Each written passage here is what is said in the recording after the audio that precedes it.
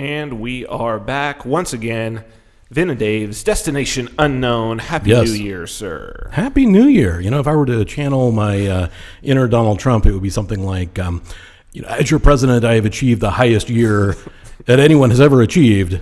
No one else has achieved this year. The greatest year that has ever been had by anyone at any time. It is the largest number, for sure. the most bigliest number year. It is. It actually is. It is the highest, at least by our particular calendar. Yeah, unless you're using the Masonic calendar. Yeah. Which we're going to talk about. We're going to talk about that today.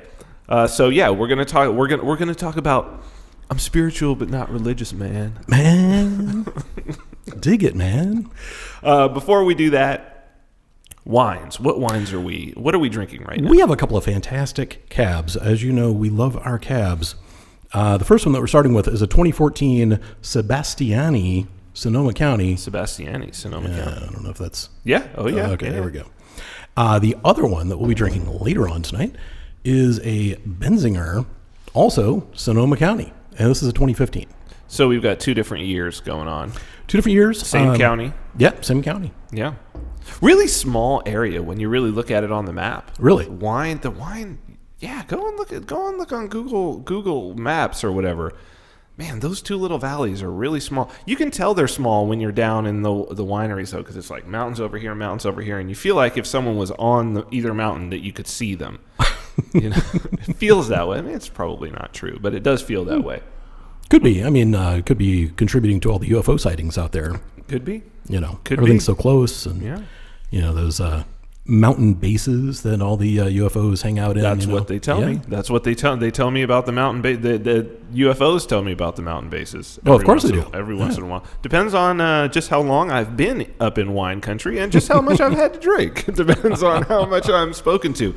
So if people want to drink along with us and they want to contribute, of course, to wine sponsorship, and they want to do that this year, they can do that by going to vinarmani.com/wine. That'll take them over to wink.com, which is WINC.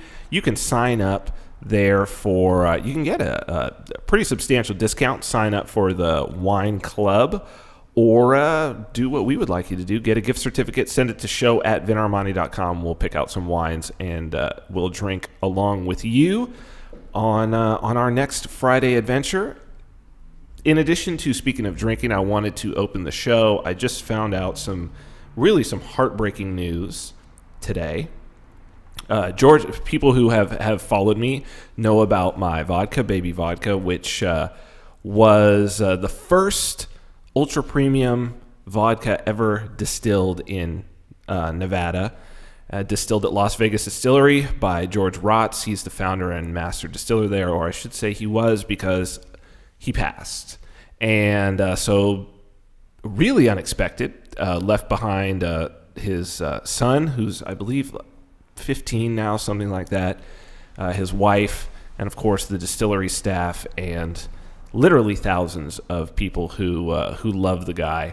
He's just one of the best people that I've ever met, and it was a pleasure working with him. And also, as I was telling you, Dave, had the secret recipe, the exact recipe. As far as I know, the only person who knew the precise recipe for Baby Vodka. So there is one other Stillman who I'm going to talk to, but I think there is a very good chance that all of the Baby Vodka in existence, which I have to do get an inventory now from Las Vegas Distillery, but I think there's under 200 bottles left from the last run.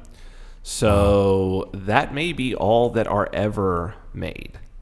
So I don't know. I don't know what that means. It certainly means the price it has to go up now. But what I thought, if you wouldn't mind, in honor of George, I was gutted, dude. Like I was in here crying about it. Well, you know what was interesting to me, and I mentioned this a little bit before the show, is that I actually remember him from your Gigolo show. Yes, yeah, he's on season 5, episode 7. They followed me as I was getting the finishing touches on my vodka. I thought that I would bring this, my Las Vegas Distillery flask, That is pretty cool. So that's the logo, the Copper Angels, which is what he called the two German Carl Stills, copper stills, handmade in the distillery. He called them his Copper Angels. If you wouldn't, would you be willing to take a sort of a shot in remembrance to George Rotz? I absolutely will. I only knew him through the show. I didn't know him nearly as closely as you did. Guy. But really seemed like a genuinely cool dude. Oh, a lovely, just the loveliest man, and super sad. And his story will be remembered. I mean, the dude, he came from Transylvania, and he decided he wanted to set up a distillery, and he set up the first legal distillery in the state of Nevada since Prohibition. And basically, he was running it kind of gray market when he first did it because there was no real law on the books. And then he wrote the craft distillery law. So anybody who's doing craft distilling there owes it all to, in that whole state, owes it all to George. So here's to you, George. God damn, that's good vodka. You know what's great about that vodka? Tell me. It has more depth. It has more body. Like, normally people think of vodka in terms of vodka and something, right? Vodka and orange juice, vodka and whatever. Yes. This is literally the only vodka I've ever drank straight and wanted to drink straight. Well, that's what freaks everybody out. Yeah. And that's why people get so hammered off it, is because you can just drink it straight. And you can drink it straight. Now, this is not purposely chilled, but this was in cases in my garage. So I just pulled a new bottle out today. So it's been cold here. So it's a little bit, and I put it in the flask and it kept it chilled. But generally, room temperature, straight, neat, just like a whiskey. So yeah, it's super, super, super sad. But I think that it's a great example for people to just go out, do your thing. I mean, in terms of crypto, I came to him and I said, I want to start selling the vodka exclusively for cryptocurrency. And then you explained it to him.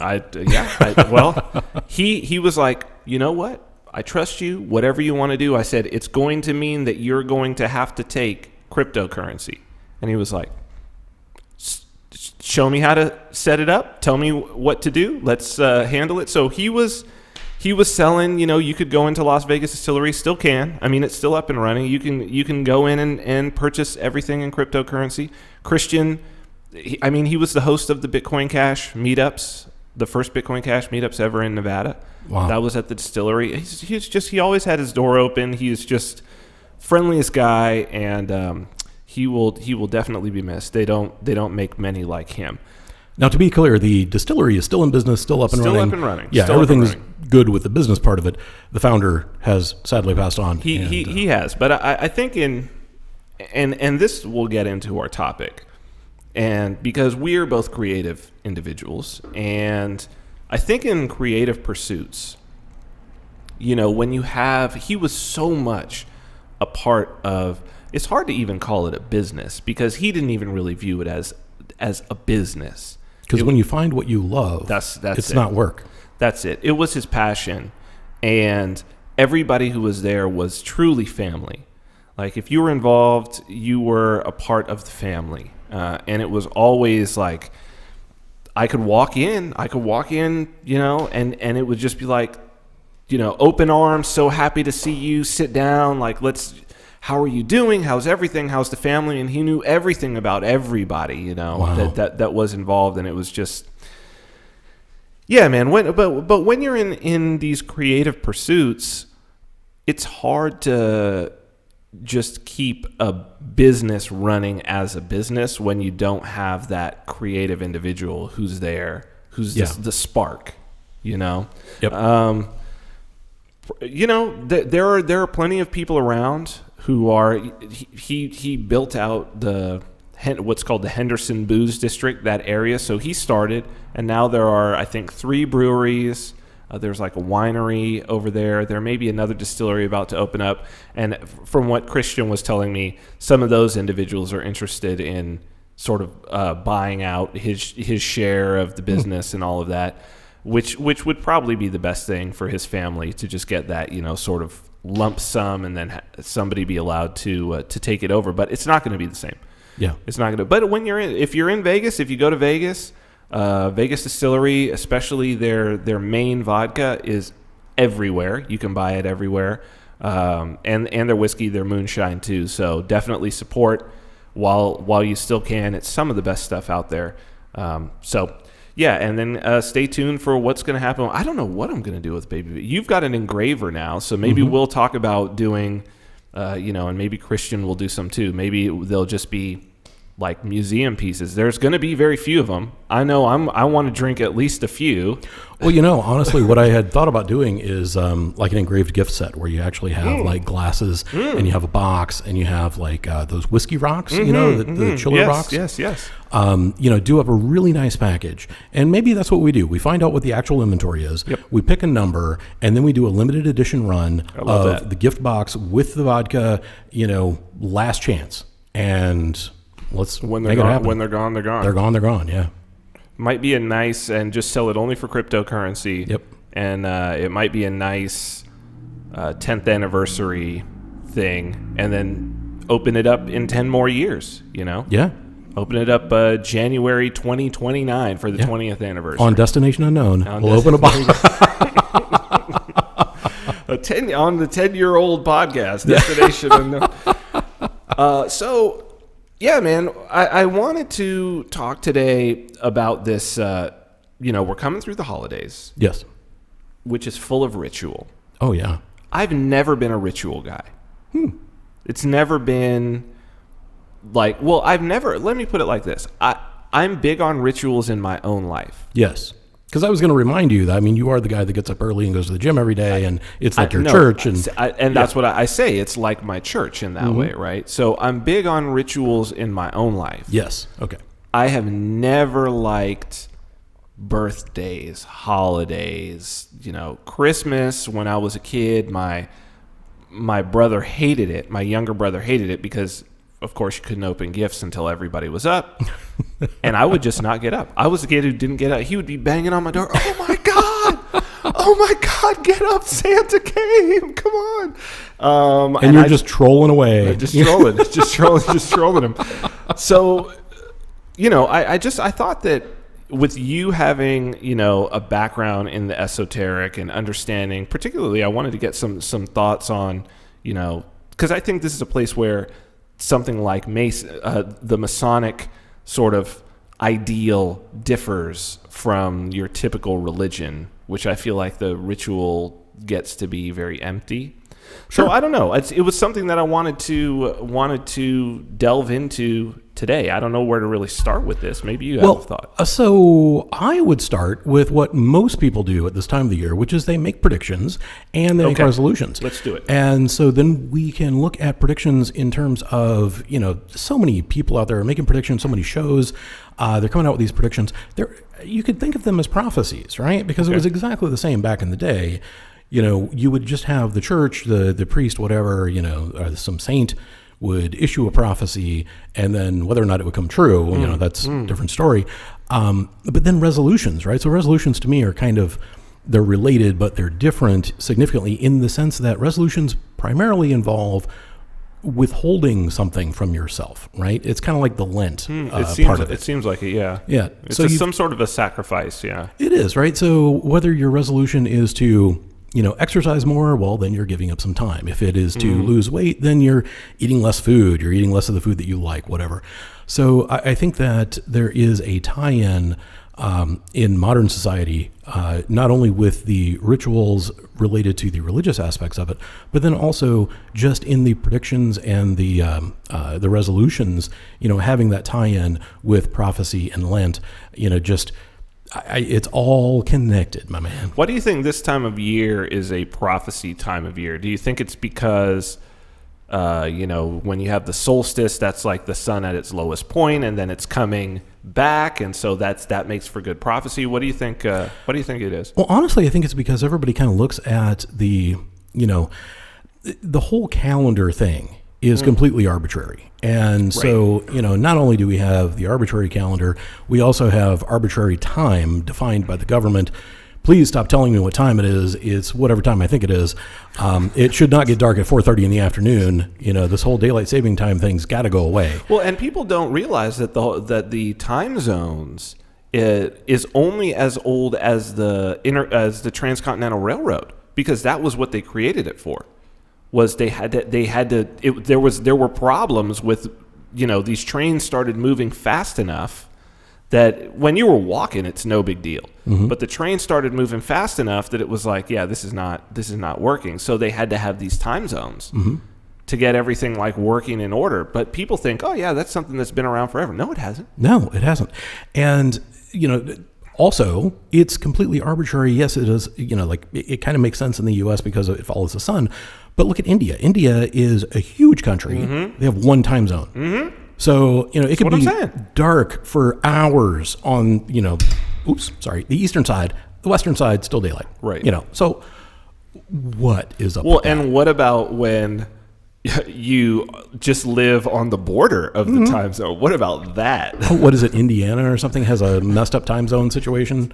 Where it's like one city's an hour ahead of the city next door. Yeah. Like, so you commute and it's a totally different... That's just bullshit. Yeah. Really. It is. It's total bullshit. Because then, let's say you live on one side and work on the other side. Mm-hmm. Then you have to change the time you go to work twice a year. So it's dumb. It is absolutely dumb. And see, that's what I think. Those are the sorts of things that I view as being religious. Those are the sorts of things that I view as being part and parcel of religion, right? So the root of religion is this Italian word religare, which means to bind. Oh, that is awesome. To tie up. Because we're next going to talk about the root of spiritualism, right? Because these two things go hand in hand. Oh my God, this is fantastic. To bind, right? Yes. So the root to tie up, to hold back. Yeah, and the root of spiritualism or spirit is the essence that gives life. Basically, so breath. Yes, I think the Latin root is it's not exactly breath, but yeah, it's a like the life-giving essence. Yeah. Yes. Yeah. So the two things could not be more different. They're or opposites. More obvious when you look at it. Yeah, so religion are those things that you're bound to, right? That you're sort of tied to, those traditions, those rituals, those belief systems. Yep. That not only that restrict you, right? That you're sort of like restricted in your activities. You're bound, like prevented from doing something. That's obvious. Yep. But that also, there's several things that. Religion is also something that I guess it's those practices that bind people together, right? So I guess you could say that's the positive aspect, or that you bind yourself to. Really, it's more you bind yourself to it. You agree to participate. Oh, like a social contract? Okay. I mean, well, but isn't that fun? I guess at a certain time in history, perhaps it wasn't that. But I feel like now, if you're somebody who's like choosing on Sunday mornings to get up to go to church, that you're choosing to bind yourself to this set of rules, to this particular behavior. And I can only think that what you draw from it positively is community. I can't really see what else you could draw from it. Well, I think there is also there's an ego-fulfilling part of it, right? Because to me, organized religion is very judgmental. And when you can hold yourself above others because of your piety, because you are more divine, because you follow God's rules better than they do, then that feeds that egotistical part that just needs to feel like I'm better than everybody else. So that's very interesting, and it's something that I've always, and I'm not the first person to confront people on this, but when I encounter somebody who's like a very staunch religious advocate who isn't a convert. Now, converts are like ex-smokers; they're the worst. Yeah. Converts are the most sort of radical evangelist, right? But I'm talking about somebody who is like was born, let's say, into a like evangelical Christian family who's like, there's only one way into heaven, and it's like, wow, that isn't it just so coincidental that you just so happen to be born into this situation that just so happens to be it so happens to be the right one. Yeah, and that's the thing, is that and that's why, when you were saying that it's a choice, that people get up and they make a choice and they go to church and all that, and I'm like, well, that's true for a whole lot of people. There are some people that are born into it and they just stay in the same religion their entire lives because that's all they know. There are other people that are more, they're dissatisfied internally, right? I'm not going to call them truth seekers because I don't think there's any truth in any of this, but I think what they're doing is they're feeling unfulfilled, and they are searching for that fulfillment in some kind of organized religious movement. And so you've got the people that are born into it. You've got the people that are voluntarily seeking it out because they enjoy the benefits, they make friends, they go to the cookouts, whatever.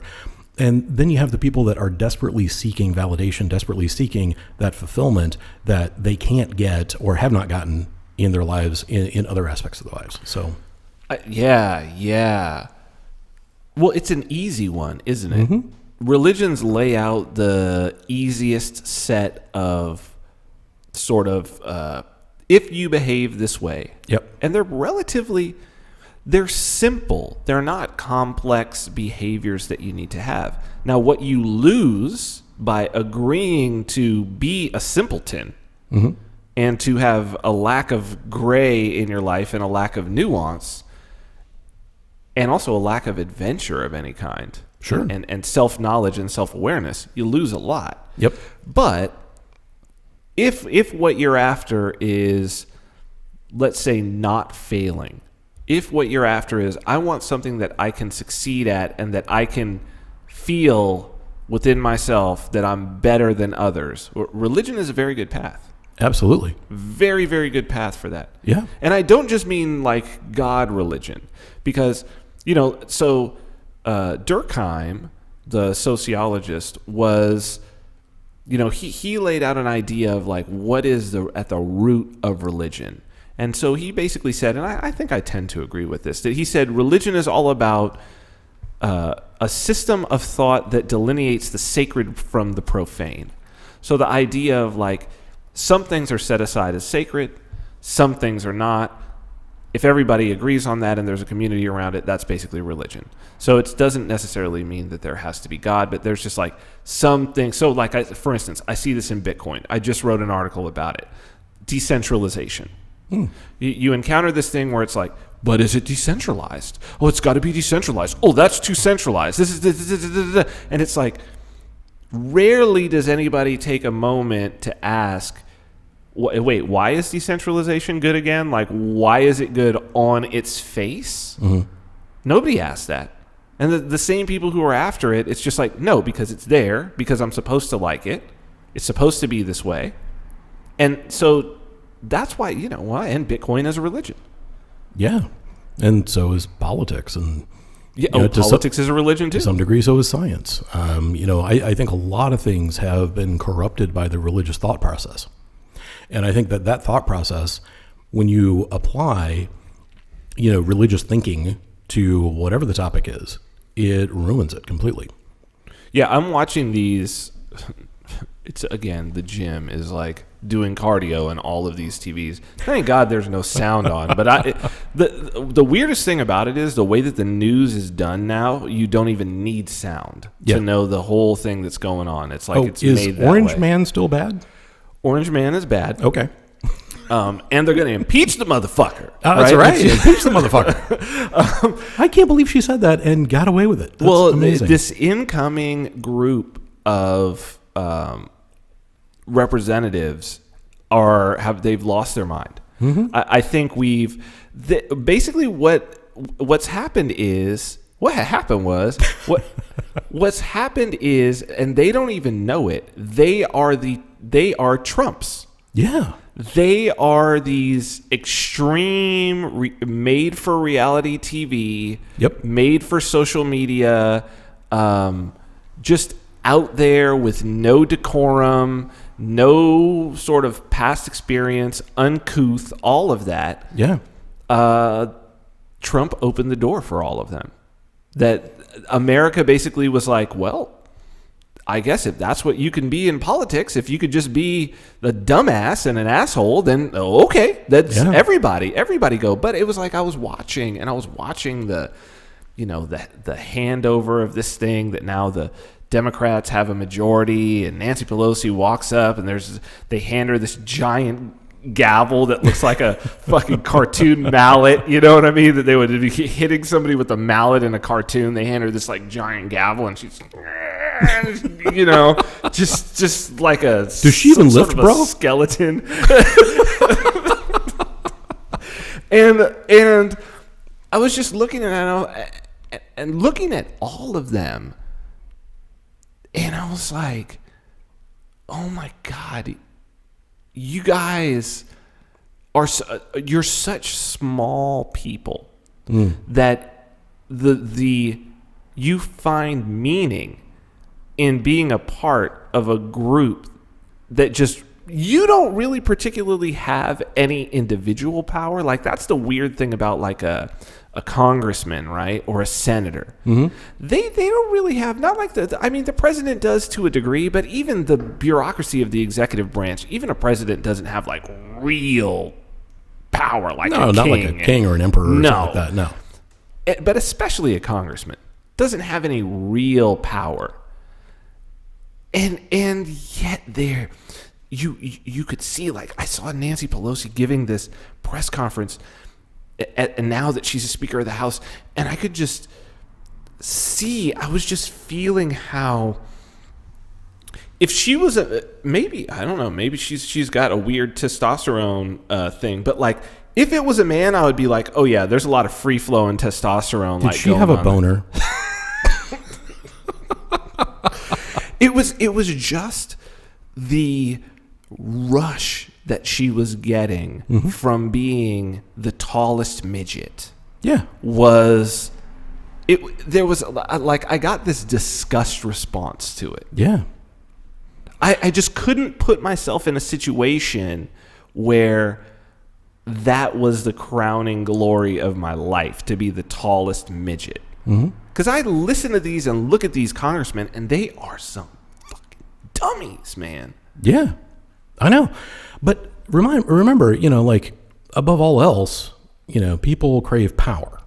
And if they are given power, they'll abuse it, of course. Well, power corrupts. Yes. But, she was having her moment. She was having her moment of, I am now the most powerful person in this very, not powerful room. Right. It's like the big fish in the small pond thing. Well, I mean, and the cameras, but the other thing is that the media is playing along with that as well.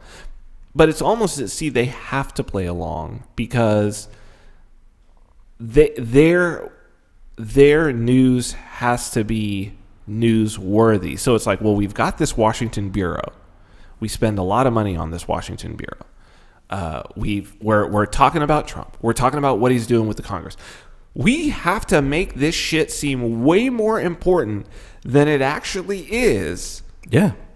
Because if we don't, there's no stakes. See, I learned this in reality TV. It's all about stakes. Yep. We would lay out, the producers would come to us and they'd be like, oh, well, what's going on in your life recently? Is there anything that you would like to share on the show? Prime example, the episode with George, I was like, I'm working on this vodka. They were like, oh, great. Can we go and shoot at the distillery? Can you go and talk? When is the next time you're going to go talk to George? Could we set it up so that we could be there to shoot this, blah, blah, blah. So there was a lot of those things. Now, sometimes, not myself in particular, but other co-stars of mine would come to them with some really dumb shit. I want to be a rapper. I'm a hardcore rapper. I'm going to record a rap album. It's going to be the best rap album ever made because I'm a hardcore rapper. Yeah, shit like that. Shit like that. And they would always say, okay, we'll do it, but like, what are the stakes? there has to be something at stake where if you were to fail at this, that there would be some real consequences. If this were to go wrong, that this would be an actual problem. Because if there aren't, the audience doesn't give a shit. No, they don't care. So one thing to know that's very important is that many of the producers, but not so much anymore because it's been going on for so long, but certainly, 7-8 years ago when I first started doing reality TV, still, many of the producers had come from broadcast news. That's the whole if it bleeds, it leads sort of situation. So the stakes is also, people have to realize that the news they're being fed is also the stakes are being amplified such that it's the most important election in a generation. Yeah. Like, really? Every election. Is Unbelievable. Is it though? Like, is it? The government shutdown. Oh, it's affecting all of these people. And it's like, is it? Like, is it? Has anybody really? Is there somebody here? Maybe we can go. By the way, we're on bitbacker.io today, guys. Woo! Fuck Patreon. Yeah, which is like a. Oh, hold on. Tao Jones is trying to. Is he trying to give us money? I don't know. Yeah, maybe. So again, free market rules. Free Patreon market rules, yes. was like, we're not going to have certain content on our platform, and so other people were like, okay, piss off then. We're going to make our own platform. So bitbacker.io, if you want to go there, bitbacker.io. I believe it's bitbacker.io/user/Vin Armani, or you could just go bitbacker.io and do a search for Vin Armani. They are a cryptocurrency Patreon, basically. Kind of a Patreon clone. They're moving towards that. They've got a few things. They've got a really cool little power chat that you can be a part of. They take BTC, BCH, and also Smart Cash. Like, that's why I wore my Smart Cash shirt today. Very nice. So if you want to go on there, you can do a little chat. We will take. I wore my SV shirt. SV, yes, the black, the blank slate. So if you want to, on bitbacker.io, if you want to go on there, if you want to say something to us, we will in the second hour of the show take questions and comments and talk about all of that. So where was I going before? Well, I think we were trying to recruit all the porn stars from Tumblr to go to the new website. So I think it was a great idea. This absolutely needs to happen. Well, it was interesting, this situation with Patreon. I did a tweet because Dave Rubin and Jordan Peterson did a video and said that they're leaving Patreon, which is pretty big news considering the fact that there was an interview and I believe Jordan Peterson said, I want to get this right. I believe that he said he's getting around $200,000 a month. Damn, son. On Patreon. I want to get this right, but I believe that's the case. That's pretty good money. You think? Number 16 in terms of all of Patreon, in terms of the highest gross. So there are 15 people doing more than $200,000 a month. That's right. I got to find out who those people are and just replicate whatever the hell they're doing. Yeah, it's YouTubers. It's there's this whole world of YouTube out there. Oh God, it's not PewDiePie, right? That's probably PewDiePie. It could be. Damn. He could be up there. He could definitely be up there. I'm thinking that it's, Patreon has this whole thing where, you get like sort of private stuff. So I'm assuming it's probably maybe some big poker player, some big video game players, whatever. We can go and look, and somebody can go and look and see who the top people are. Dave Rubin was like number 66, 67.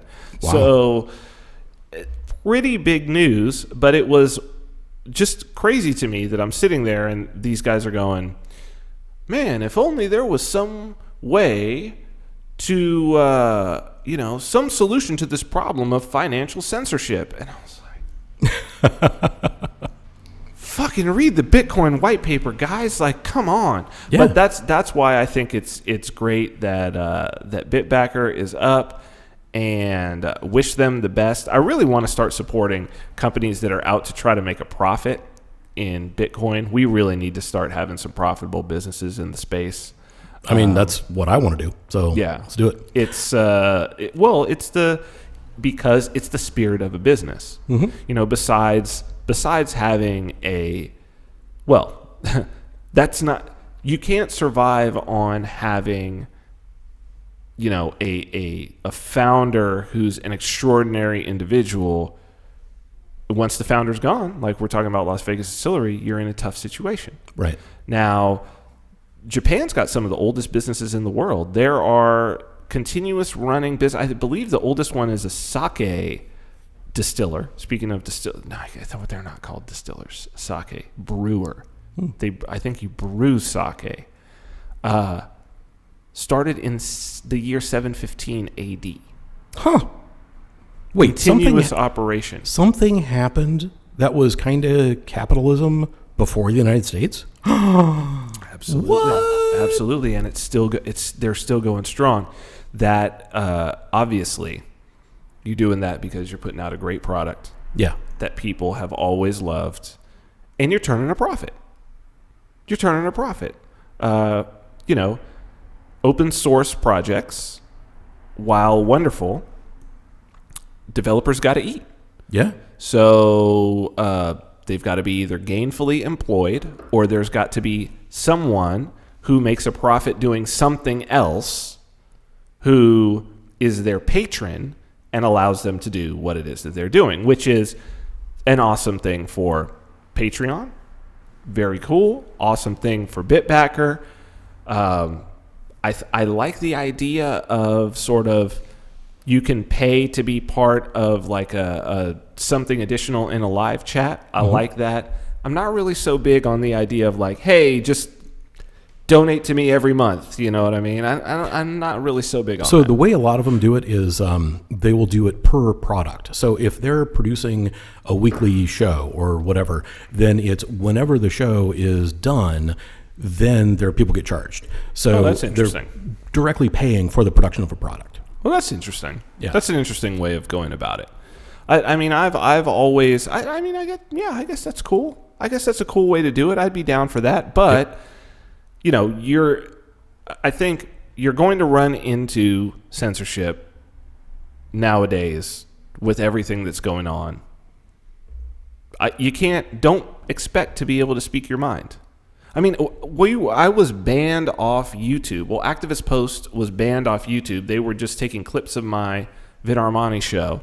They got banned for a clip of me doing a news story, basically making a commentary on a story that had been written in Waking Times, maybe? Talking about where the author in it said something about raping a robot. Oh, that is a huge thing that we all need to talk about, because the ethical implications of that entire discussion are, I mean, we need to talk about this at some point. Well, that was, I thought that, I was like, you can't rape a robot. Right. You cannot rape an inanimate object. If you could rape an inanimate object, then dildos would be rape. Yeah. You would be raping a dildo. Yeah. If you can rape a robot, you can rape a dildo. See, that sounds like a challenge. I'm afraid our listeners are going to take that as a challenge. Well, it was just that it was so the article was basically saying the sex robots. It was talking about sex robots are lead to objectification of women, or are objectification of women, and I said no. What you're doing is subjectification of an object. Yeah. Sex robot, no matter how realistic it looks, it's an object. It's property. It has no sentience. None of that. Yep. And that got the entire channel, which had probably close to 1 million views at that point. Yeah, we had some of my clips had gotten like 250,000 views apiece. Wow. Removed completely from YouTube with no recourse. Gone. Oh my God. for that. So I think in this day and age, you have to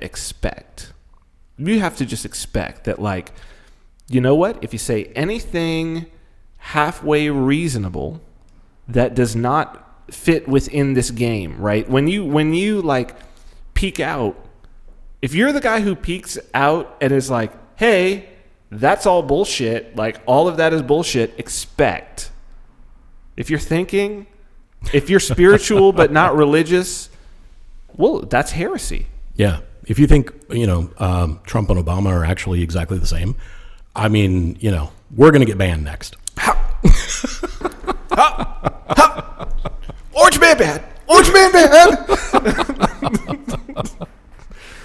Yeah, it is.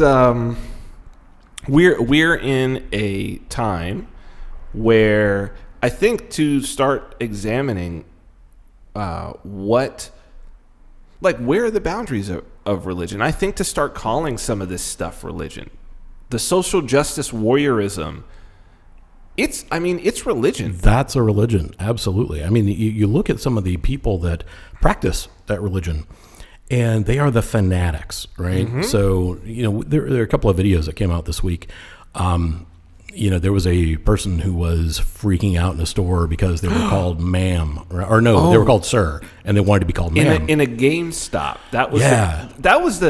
To me, the part about that I thought was, it was the place where it happened, right? So it was like, it would be one thing if it was like in a grocery store, in a bank, like if you're at an insurance agency, maybe even in a restaurant. You're in a video game store. Like, you let it fucking slide. It's a video game store. Well, so here's the thing. Like, I have a different perspective on that whole topic. Okay, right? go ahead. And the reason I have a different perspective is because I had luxurious long hair back in the 80s and early 90s. I was in a heavy metal band. I played guitar, and more than a few times from behind, I was mistaken for a woman. Okay. So yes. I would be standing in line, and somebody would say, "Excuse me, ma'am." And I'd turn around, and they'd say, "Oh, sorry," whatever, right. blah, blah, blah. Right. I never took offense. I never got mad. I never threw anything, broke anything, punched anybody in the face. It was a simple mistake. Yeah. Not a big deal. Yeah. Right? But we are living in the age of Generation O, right? Which is Generation O. Outrage. Generation outrage, man. It's like every single time something minor happens, it is the biggest event in their life, and they have to literally go off the rails, and their body is having their lizard brain, their body is like all pumped up on adrenaline. They're having a reaction like they need to kill somebody just because somebody used the wrong pronoun. Now, I'm telling you, back in the 80s when I had my luxurious long hair, I would get mistaken. Not a big deal. It's like not a problem. Do you think that though may very well go to this whole thing of being raised in a culture where the stakes on the most trivial things are raised to the extreme, so that starts to become the norm, to where you actually start to internalize the idea that every little thing that occurs is that everything is like the biggest thing that has ever happened. It's the biggest deal that has ever happened. Absolutely. I mean, and that is, I'm not going to say it's the fault of the media, but the media participates certainly because, like you said earlier, it is the most important election of our lifetime. Right? Mm-hmm. It is the most important thing. It is the worst disaster. It is the worst wildfire.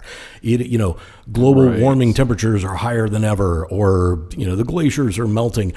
There are so many things that are presented today as if they are the worst ever, or the best. I'm the best president that's ever. This is the highest year anyone has ever achieved. So think about this. Why is it that gun statistics are often presented as the most shooting since 1995 or the most shooting since 1992? Yeah, because you got to find that, because in 1991 there was a shitload of shootings in 1991, and throughout the 1980s, the 1980s had the second highest level of mass shootings. And then if you want the most mass shootings, you got to go back to 1929. Right. So if you're looking for painting your statistics in a certain way to present a narrative, that's exactly what they're doing. But people don't think about that. Well, because they don't know. I mean, and it's not even that truck that passed by. That was huge. It's not even that they don't think about it. It's that they're never going to be told that, because telling them that is going to affect the bottom line of the people. Yeah. You know, it's like, it's a trick. It is. It's a trick. People are being tricked, actively being tricked. Yes, absolutely. And they don't have the critical thinking skills, because it's been taught out of them through public schools. Right. They don't have the critical thinking skills to actually go,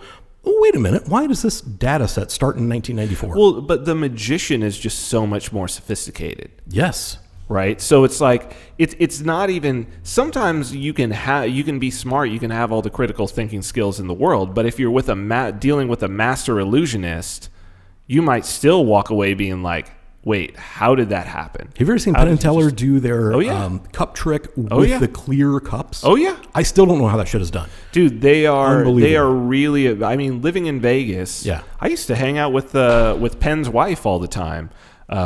She would invite me out. They do these they call them show wife nights.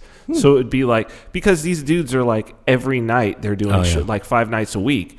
So time to make the donuts. Well, and all of these, all of the like significant others. Yep. Have all these connections in Vegas because of their husbands or wives, as the case may be. And so, you know, she would invite me out until we got into a bit of a little political tiff. She would invite me out all the time, be like, oh, we're going over, Gordon Ramsay's doing a thing. You want to go? Oh, we're going over this show. You want to go? Thank you. I do love me some Gordon Ramsay. And, so, dude, they're amazing. They're incredible. And the thing is, like what you were saying about the magician, if you are dealing with a master magician, even with critical thinking skills, you may not be able to see the trick. Yeah, well, and that's exactly what they're counting on. Mm-hmm. Exactly what they're counting on.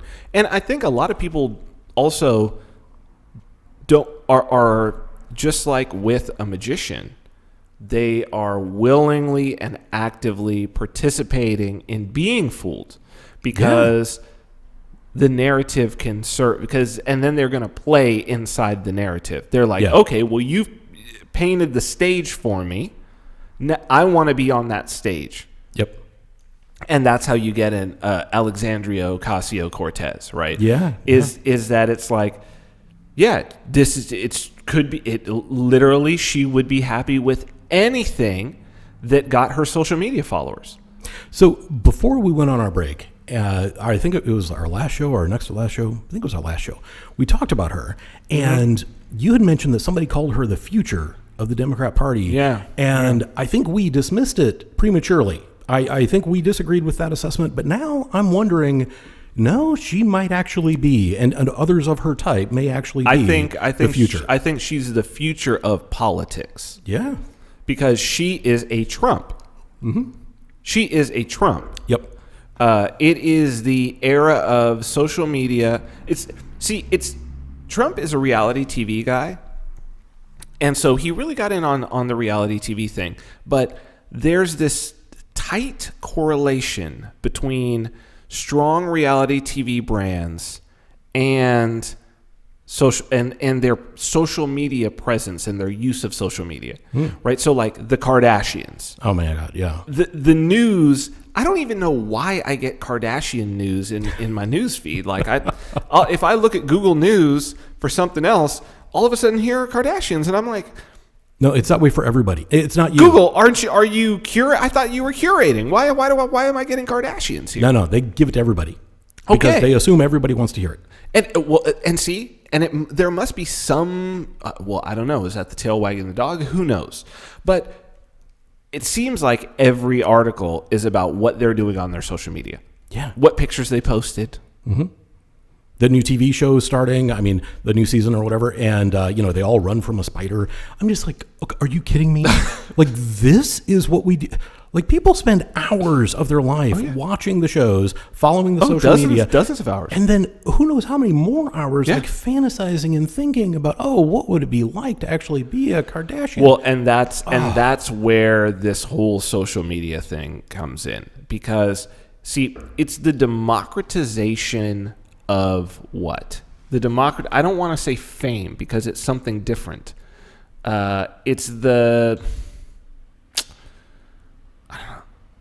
Maybe it's fame. Maybe it's fame, but it's an old school kind of fame. It's like I love the series Vikings. So me and my wife we watch Vikings. We're all over it. And it's loosely based on real individuals, and Ragnar Lothbrok and his basically everybody in there who's a major character. Their name is like really in history. It's, the story's not the same, but kind of like Hell on Wheels, same kind of thing. Exactly. And so, there was a part in the most recent episode that just came out where this woman tells one of the sons of Ragnar. She's like, what's your name? He said Bjorn Ironside. She said, oh, you're famous.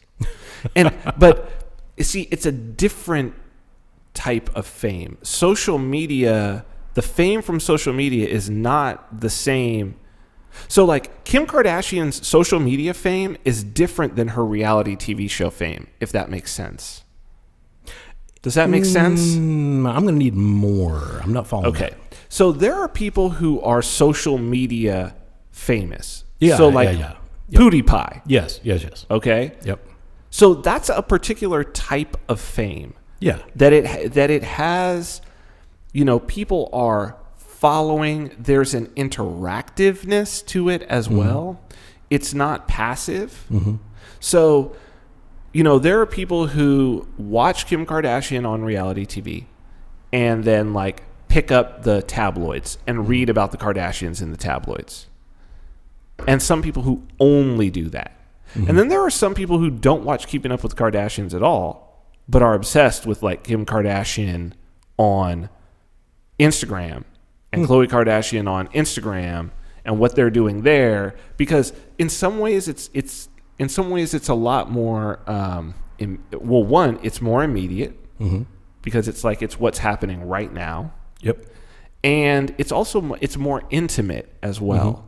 Because the shows are polished, the shows are edited. This is very unedited. People are responding. And there's also more of a communal aspect to it that you see people are responding. There's comments, there's likes, there's retweets, there's people making commentary about that. There are more people making commentary about far more people making commentary about the social media, about single tweets or single Instagram posts that Kim Kardashian will make than there is recaps in the media about episodes of Keeping Up with the Kardashians, if that makes sense. Oh, totally, yeah. So, like, social media fame is just a different animal. It just has different mechanics to it. Well, I think for me, like, what you just said makes sense in terms of everybody kind of looks at the reality show as a fiction, but they look at Twitter and Instagram as fact. Boom. No, see, now you're hitting it. Yeah. Now you're hitting on it. That it's no more true. No, it's all completely fake. And it's no less scripted. Right. But people think that Twitter and Instagram are real life. And in fact, the interesting part about it is the reality show may actually be more real in that the editors choose what goes in. And you're basically being paid, and I know this as being on a reality TV show, you're basically being, you don't have an override on what goes, they will not do that. Oh, you have no creative control. I mean, you have control over what you do on camera. Sure. But once it's on camera, that's what the fuck you're being paid for. Right. Yeah, and you don't get to say, "Oh no, I didn't like the way that made me look. Don't put it in." You can always turn down the next season. Sure. Right? But you don't get that opportunity. So the way that the editors are the ones who craft the narrative, they may craft some things that are unflattering to certain people. See, but you never do that on your own social media. Oh yeah, for sure. You see what I'm saying? Yeah. So the as Chris Rock says, the crust of a motherfucker is on in it's at least partially in view on the reality TV show, where it is absolutely not on view in Instagram. And then add in the filtering and the photoshopping, and you're doing all of that. Yeah. If you're a Kardashian. Absolutely. You have people doing it for you. That's what I'm saying. You've Yeah. got a staff. Yeah. And so, yes, you're absolutely right. It's an even more dangerous fallacy for someone to think, oh no, it's way more real. What I'm seeing on their Instagram that's more real than what I'm seeing on the reality TV show. Right. And nobody ever thinks, what it's like to actually live that life. Right? Like, these people, it boggles my mind, right? Like their entire life is focused on making television shows, being on social media, Instagram, Twitter, whatever. And that's it. Like that is their life. Well, it's their profession. It's literally their profession. But their profession bleeds over into, it's not like they punch a clock, right? Nope. They don't get to take time off. Nope. The cameras are there day and night. It's full-time. It's a full-time job. So, it's not like working a job like most people do. It is very much like this lifestyle is my job. So this is where it gets a little bit weird, right? So it's the blue check mark thing that I say on Twitter. So like, take what you just said, okay? And then extend it out to like reporters. So CNN anchors who basically spend their days reading a teleprompter. Oh, sure, yeah. Right? Except on Twitter. Then they're going to voice their but their whole goal in that is to it's a brand thing, right? I'm someone who's very bad, I think, about that, and or maybe is it bad or is it good? I don't know. It depends on what your brand is. What's weird is that I think that the reputation that I got, and it wasn't because I was trying to do anything, and it's probably because I wasn't trying to do anything, but like from the reality TV, I think to now is like the reputation that I get is where people are like, oh, you just seem more real. I don't even know what that means, but I think what it means is that that I'm abrasive at times. And I'll call people out on their bullshit, and I'll be rude to people if they're rude to me, and then they'll be like, oh, I can't believe what. If they're a hater, I'm like, well, if you're a hater, I'm gonna crush you, and or ignore you, and then they're like, but I'm a fan. Like, I'm supposed to be able to, like, I'm supposed to be allowed to, like, but aren't I? Can't I just talk shit? And it's like, well, you can talk shit, but don't think that I'm not going to answer you. Sure. And I think what separates you and makes you more real, right, is that it's so stupid. Like, it's the dumbest. I would like to get. I've often asked because I'd like to get to the core of what the fuck does that even mean, because I think it's important. I think what it means is there is a degree of vulnerability, and what that vulnerability, what form that takes, for different people is completely different. Right. For you, I think it is that you have the ability to acknowledge if you made a mistake. Like, hey, you know what? I was wrong about that. My bad. Fuck sorry. Yeah. I'll get it right next time. But I think that does make people very uncomfortable, because the idea is supposed to be, well, here's all these one-dimensional individuals, and I think this is what social media allows for, right? Yeah. Is that, well, I think there's a positive and a negative to that, right? That it's like, okay, here's what I'm going to do. I'm going to curate.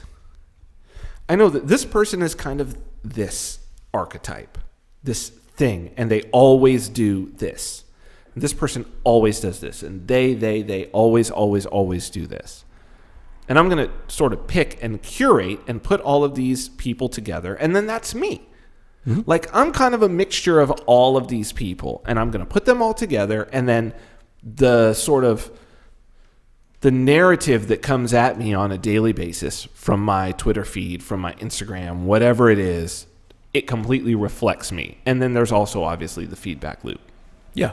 So you become that as well, right? So it's like some of it is who you are, and some of it is who you want to be. So it's aspirational. It's the echo chamber. So you're able to create your own echo chamber. Absolutely. And they've actually done this sort of plotting and topology, and they actually know that, yes, actually people do create echo chambers. That is exactly what's going on social media. But I'll switch my shit up. Like, I've got a few things that I'm like rock solid on, but those things I feel like are not the type of things that a whole lot of people are into and I get tired of shit real quick. Yeah. You know what I mean? Where I'm like, well, that's one of the reasons why I like doing this show. Yeah. Because we could just talk about whatever we're into at the time. Literally anything. And that's the destination unknown. Because I couldn't imagine. I think that like the worst thing would be to get yourself into a situation where, especially as a content creator, where you're creating content like, week in X, where it's like the same format. We're gonna do this. Like being a one of the hosts of like a Sports Center show. Yeah, would drive me insane. Yeah. Every community is like that, though. Even the crypto community is like that. I mean, there are crypto stars, right, who are completely unknown, of course, in the outside world, of course. But amongst the crypto community, very famous. And they're expected to do certain things. Yeah, they're expected to do certain things, say certain things, present themselves in certain ways. And if they are always presenting a finely curated highlight reel of only their victories, people, and this isn't just crypto, I mean, this is literally everybody on social media, they are presenting this carefully curated, image of themselves. I call it the wedding photo effect. I've called it that for a long time. That is absolutely true, because that's what it is. Yeah. And then people, like, especially like young kids, right? Like young girls, young boys, they are comparing themselves to LeBron's highlight reel. Right. Don't do that. You can't. Yeah. Like, nobody can. LeBron can't do that. Right. Exactly. Right. So don't think that every day of these people's lives is what they're showing on Instagram or what they're showing on Twitter or whatever. They have things they don't like in their lives. They have things they don't like about themselves. Look at the struggle that Chloe went through with her weight. Yep. Right? Yep. I mean, that was huge for her. So, there are legitimate struggles that happen with these families, with these people, that are never shared. Like, once she lost a bunch of weight, we got a whole bunch of victory lap photos. A lot of that. But, where are the times when she had just downed a pint of ice cream and is crying in the floor like a normal person? Right? Well, there's such an interesting paradox and realization there that you just said. You've got people and especially like younger people, teens, 20s, right, who they assume that those people who they, let's say, look up to use their social media in a way that's fundamentally different than the way that those individuals themselves are using social media. So it's like, think to yourself, are you putting up, you may have had a shitty day. Are you going to put up on unless your whole image is the victim image, there are some people who are like that. But are you going to put up all your shittiest, are you going to take and put up the shittiest photo that you've taken, or are you going to put up the best photo? I will tell you this, that the more I've gotten into social media, the more I've found there are a lot of people out there who actually document like real things happening in their lives. Like, their dog's sick. Or they made breakfast and they burned the eggs. Or Hal Finney 10 years ago running Bitcoin. Yeah, so I mean, people do, put themselves out there in a real sense. Like, hey, I'm a human being. I make mistakes. I'm not perfect. So the problem is that you have these young, immature people who are oversharing on social media, right? And they are oversharing the events in their lives and their feelings and everything else. And maybe they're feeling down. Maybe they did bad on a test. Maybe they're, didn't get their driver's license. Whatever it is, they're sharing all that.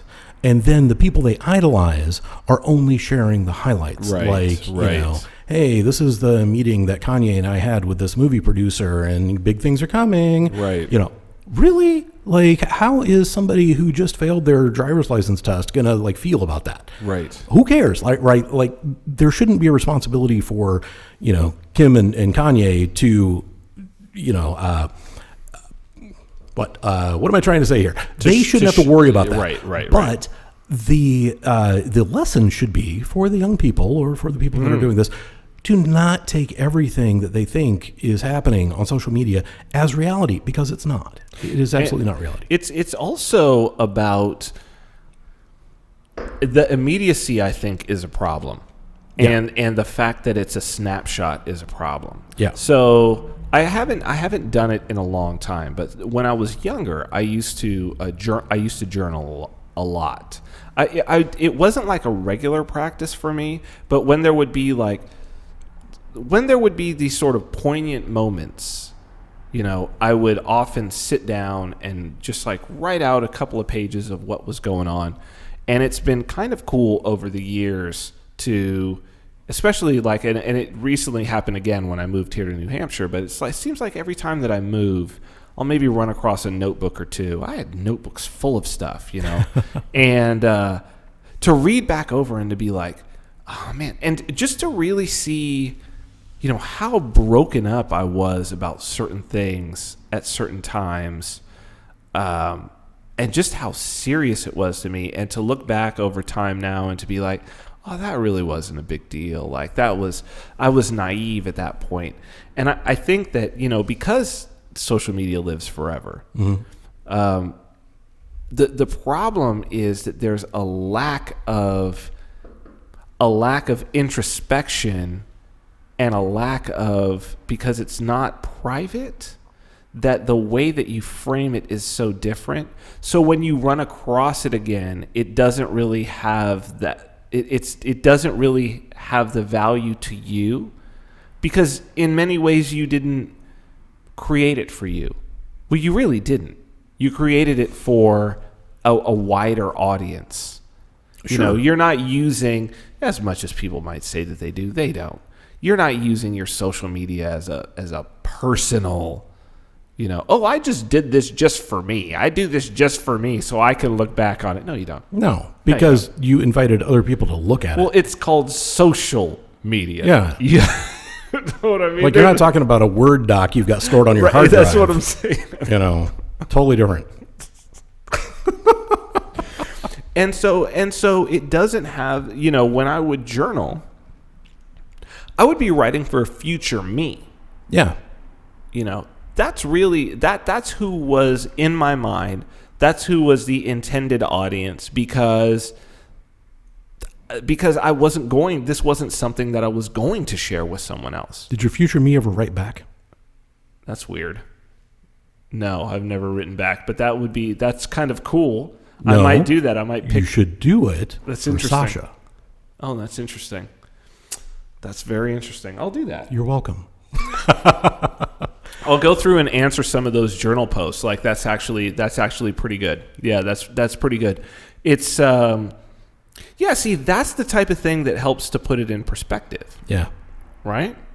But yeah, there's that just isn't there with social media. And yet, if you've done some post, you're not going to do the social media post and then go write the journal.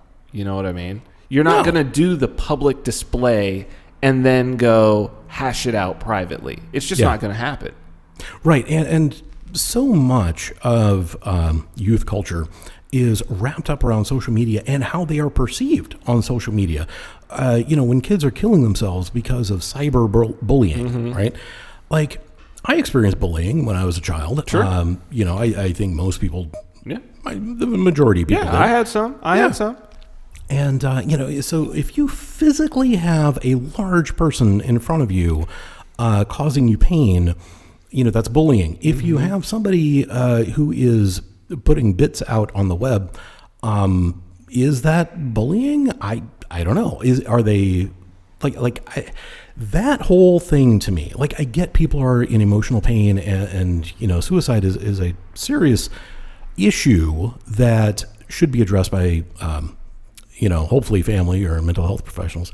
But to me, it's like, okay, somebody wrote something bad about you. Was it, libelous? I mean, if Right. it was libelous, then you can do something about it. If it was, completely false, I mean, it's like there are options, right? And it bothers me that such a high value has been placed on reputation in social media that if somebody gets banned or they have somebody criticizing them, it is such a personal affront that we're right back to the Generation O thing, that they are outraged, they're offended, they can't get past somebody criticizing them. And it's just criticism. Well, because it's a religion. Because social media has created the new cathedral, really, that you're in, and it's all about it's the same way that church has ever been. There's a sort of a social hierarchy, who's doing what within it. It's about gossip, about reputation, and all of these things. And I think people, the weird thing is that we've given those things up. And I mean, this was something that Nietzsche was predicting, that it's like, the death of religion is going to be the death of society. But the thing is, you can never kill off religion. It always just takes another form. But Sure. The problem is when you don't know it's a religion. Yeah.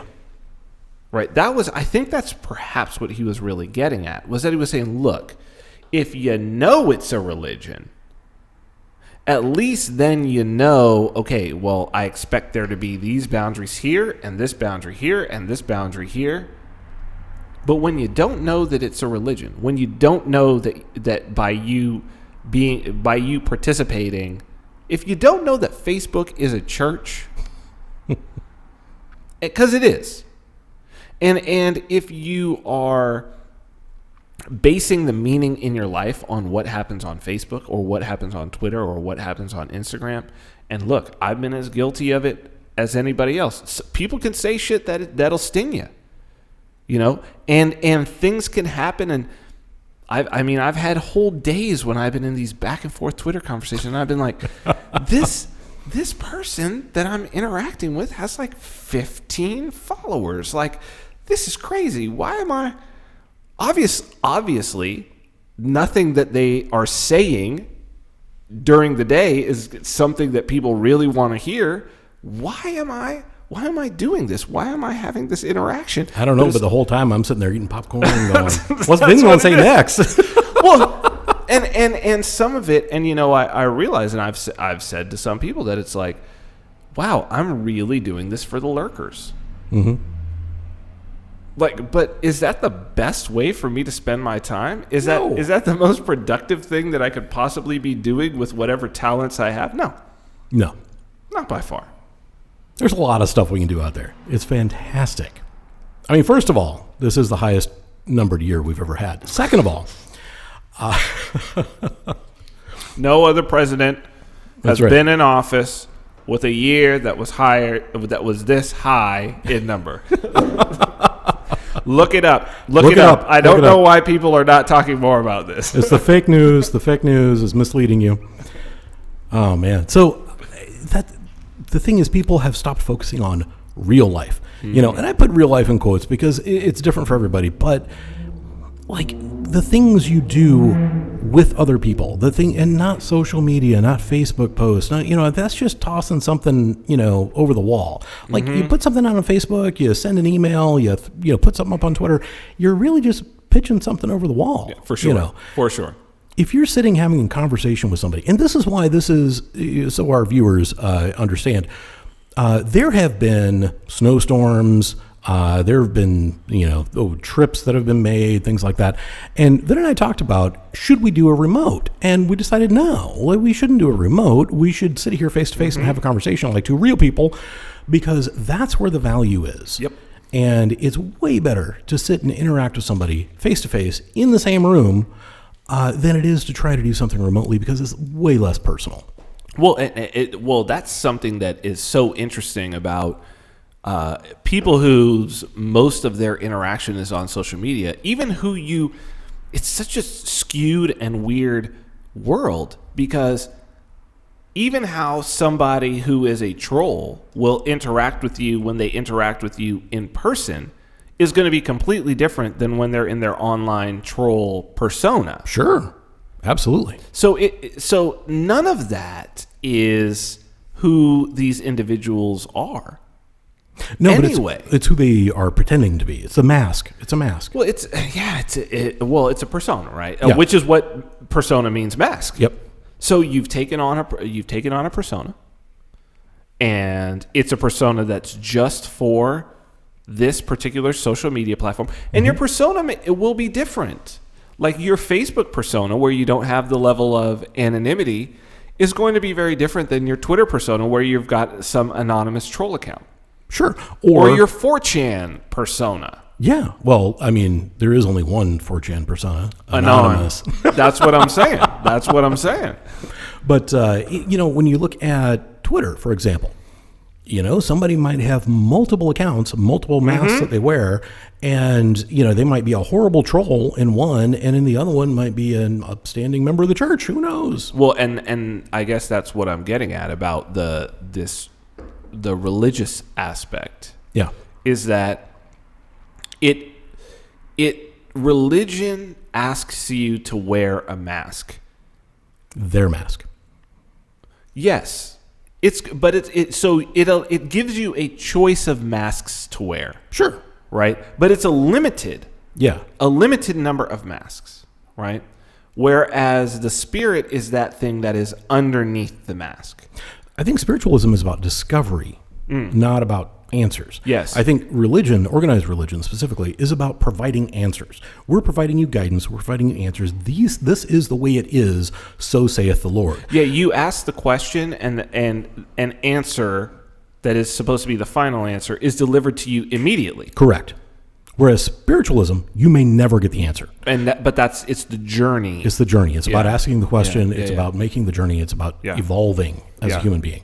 And, the religious doctrine, the individual search for spirituality is viewed as bad. Like individuals should not search for spirituality or any kind of revelation or any kind of, spiritual experience on their own. It always has to be guided by a priest or, a vicar or some type of leadership authority. And it's always top down. It's always hierarchical. It's always top down. It's always driven by some kind of authority figure. And that is the poison for me. Like, if we have organized a religion around, basically, like, look at the Catholic Church. The Catholic Church is practically government.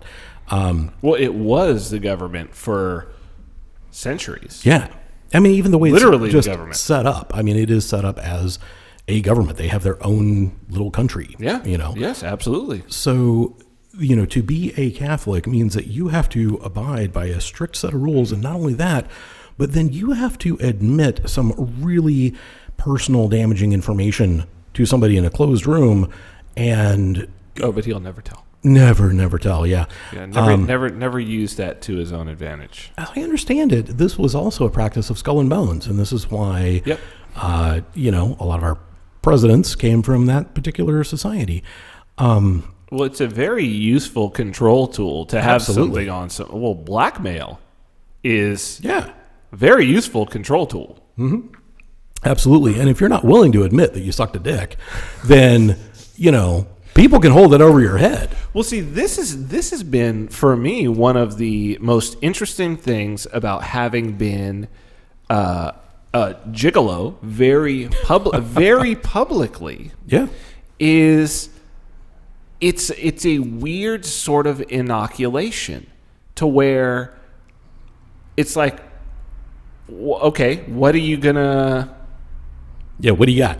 What do you got? What do you got? Like I've had my junk out on internet what do they call that? What do they call the thing when it goes syndicated? Syndicated cable television. Syndicated in 32 32 international markets I have my junk out. Dubbed. They've dubbed my junk. What are you going to say? Yeah. At that point, like, what do you use? What's your, hey, well, you're a, yeah. What do you do? Yeah. Because nothing's gonna stick, nothing's gonna hit, and that's what that whole practice is about. The whole practice is about. I know where the bodies are buried. You've got skeletons in your closet. Well, how do you beat that?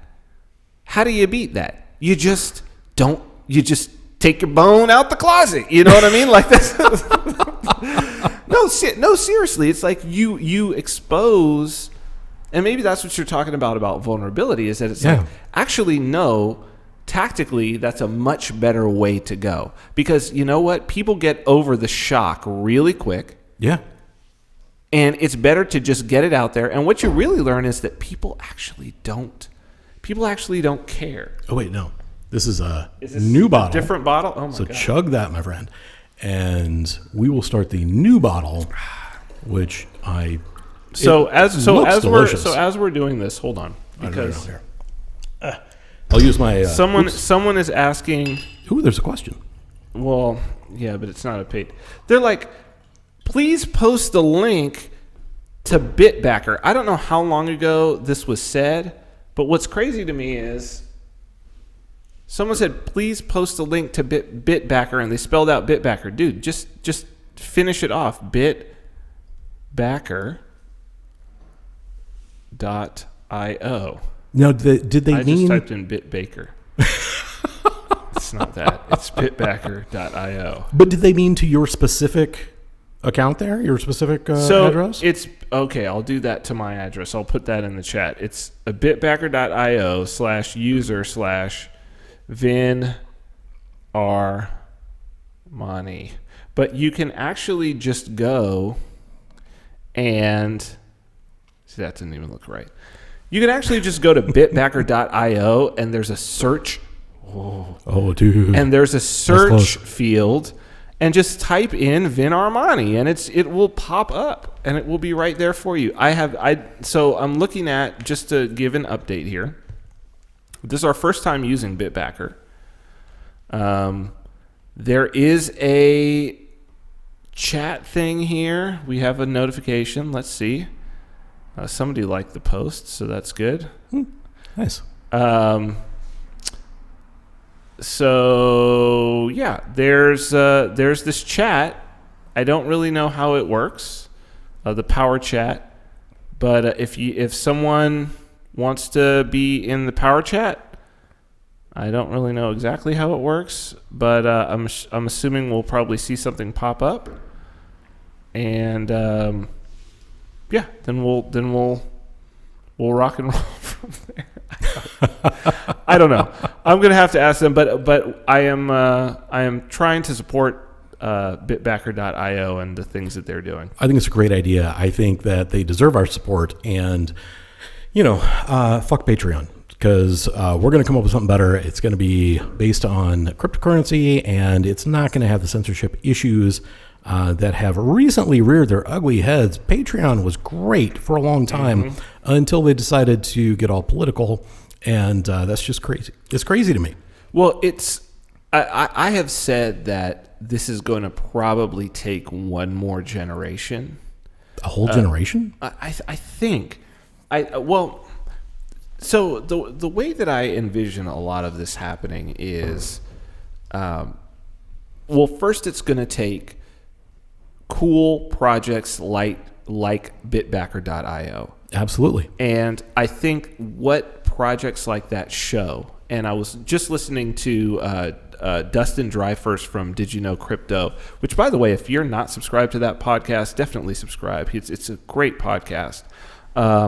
He just did an interview with the founder of Bitbacker.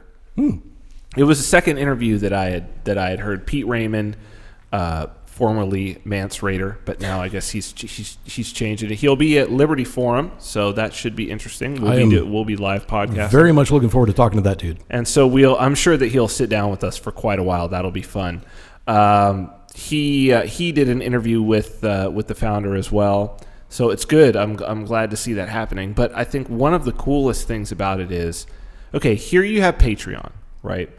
They're integrated with PayPal, Visa, MasterCard. They're doing all of this. I know what that's like to go through that. I've been a developer on platforms that had integrated all these different payment methods. The guidelines that you have to follow. They've passed off some of their censorship onto MasterCard and been like, oh, it's MasterCard's, saying that we can and blah, blah, blah. Yeah. And then it's like 10%, that they're taking. And some of that is just, they have to take a percentage higher than, let's say, 2 or 3%, because that's what they're getting charged out the gate. Yeah, anyway, exactly. Yep. Right. And then here you have Bitbacker, and they're like, yeah, we're going to be profitable and we're going to take 1%. And that'll probably get lower over time. And I think that it's and it's permissionless. It's like they didn't have to ask anybody's permission. They didn't have to go to PayPal and say, can we do this? They didn't have to go to MasterCard. It's not what are the terms of service for Bitcoin Cash? No, there's no fucking terms of service. There's no terms of service. You don't have to you don't have to get approval from anybody. It's permissionless. Yeah. And I think that it's just going to take a series of these types of projects to where a generation is going to come up that just thinks the old way, the old banking system is just fucking uncool. Well, okay. So that's what, and I think that that's what it's going to be. That they're just going to be like, "What are you talking about? You're not paying for that with cryptocurrency. You're paying for that with what?" Yeah. Right. I mean, they're already, as we were doing this latest funding round and having due diligence, there was I think he's like in his 20s. One of the venture capital sort of family offices is run by a relatively young guy in his 20s, which is good actually, because he was like all about what's going on the college campuses and whatnot, and he was like, they're all about Venmo. It's all about Venmo. Wow, I've never heard of that. This is what I'm saying.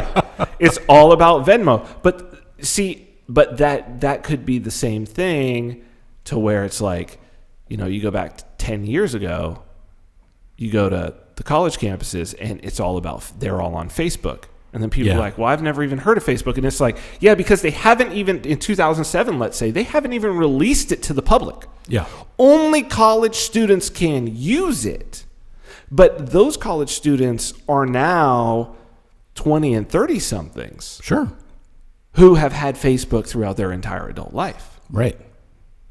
And so that's what I see is what's going to happen is that, these new payment options, and it's like Venmo, if someone's into Venmo, all that tells me is the user interface that we currently have for cryptocurrency sucks. Yeah. Because I can tell you that. Because it's way better than Venmo. Like, it can do everything that Venmo... Where is the cryptocurrency Venmo? That's... When we have that, it beats Venmo. Because you'll have 1,000 competitors playing around with the user interface, and it'll just get better and better and better. And so it's like, I just think that this is just a generational thing. I think it'll take 10 more years, and then it'll be a foregone conclusion. Okay, I could go with that. It is interesting how short memories become over time. Young people today, the 20s and 30s, they think, honestly, that time began sometime after their birth. And but isn't that what everyone? I don't. No. I don't think so. Okay, continue on. This is an interesting thought. I think this is a relatively new phenomenon. Yeah, I think you're right. And I'm not sure when it started exactly, but 80s, I know. I think it's the 80s. Maybe because so I was born in 1970.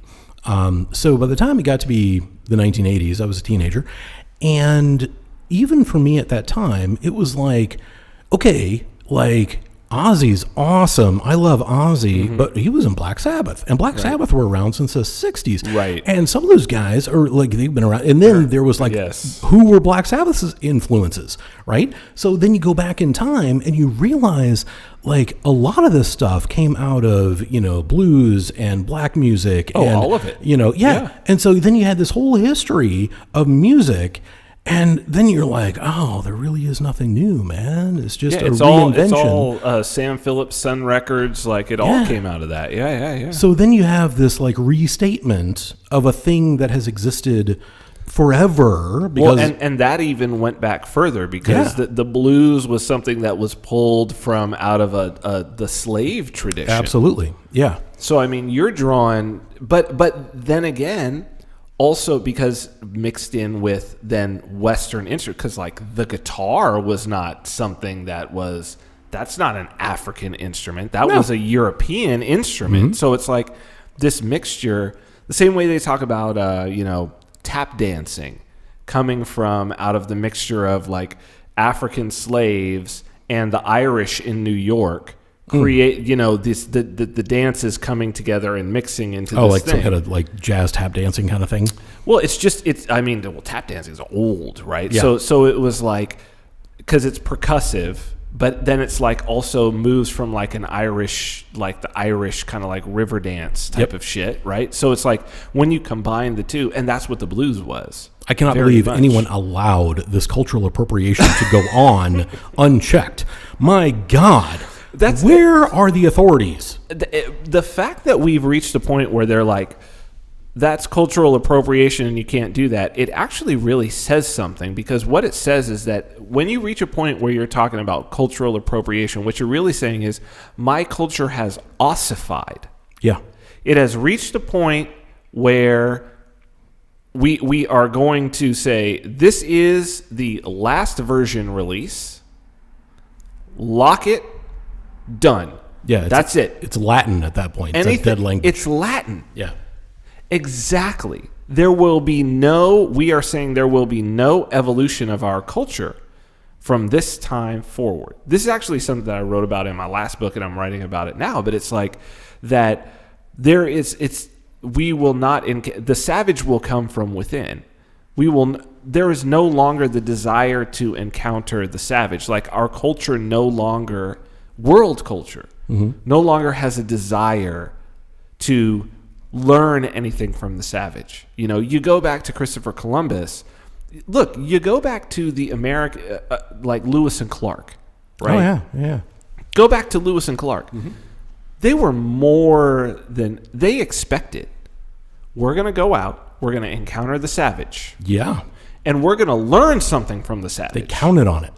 The savage, we are going to extract from the savage as much fucking knowledge as we possibly can. But they went looking for knowledge. Yes. They didn't go looking for oil or land or whatever. Well, I mean, they were sent there to figure out what the fuck is out here. Sure. Right? So obviously, like, is there something we can use out here? But they were open to learning, and that's the difference. I think they as individuals, yeah, right? Lewis and Clark were after learning, straight up. Yep. No question. They were after wisdom, knowledge, because whatever they found out there in terms of the land wasn't going to be theirs anyway. No, it wasn't going to be theirs. They were just documenting it. They were getting paid a commission. It was a dangerous, fucking A, man. Once you get beyond that last settlement and you're into the fucking unknown, I mean, that's a lot of territory, dude. Yeah. And you have no idea what's out there. You have no idea what's there. At that time, not only were there various savage races that were just going to come out of the blue and attack you out of nowhere, but there were also monsters. There were crazy things out here. Unknown unknowns. Yeah, no idea. To where you're like, there could be there could be the most brutal, torturous, head-hunting, cannibalistic savages. Yeah. Living it. Absolutely, there could be. Like, you probably should be counting on it. Yes.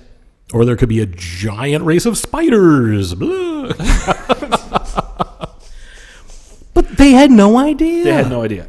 They had no idea. And so, but what they did expect was, look, there are people who have been living out here. We have had no contact with them, but they have been here for a long, long time. Yeah. And they're going to have some shit to teach us. Yep. And we're going to take it back with us. They might have some new different kinds of plants to grow as crops, some new different kinds of medicines that we could possibly use, something. Yeah. Some new weaponry, something. We're going to go looking. We're going to find that shit. We're going to figure it out. And they didn't go as conquerors. They went as first contactors. Yes. They're explorers. They were explorers. And we have exploration happening now. I mean, the Chinese, they just landed this Rabbit rover on the dark side of the moon. Maybe they did. Maybe they didn't. We don't know. Let's say they did. Let's say for the sake of this, and maybe we'll cover it on another show. Let's say they did. We're landing on Mars, but the one thing that we're not expecting to encounter is savages. We're not the one thing we're pretty sure that we're not going to encounter are human beings. Yeah. That time is gone. I believe there are a couple of still uncontacted tribes. But they have nothing to give. There's nothing. So you've got like the Sentinelese. Yeah. You have some who are, I guess, in the Indian Ocean on some island, Bay of Bengal, and who are purposely being left alone. They just killed some dude. Yep. And then you have like in the Amazon, you have some uncontacted tribes. Yep. But there's nothing. They are not living so different than their neighbors who we have already encountered, right? Yeah, so we thought that about Wakanda. Look what happened there.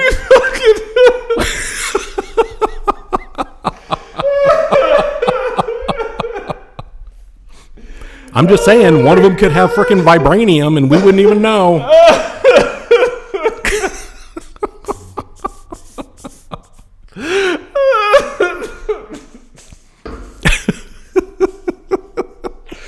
Oh, dude. Oh, man. Oh, man.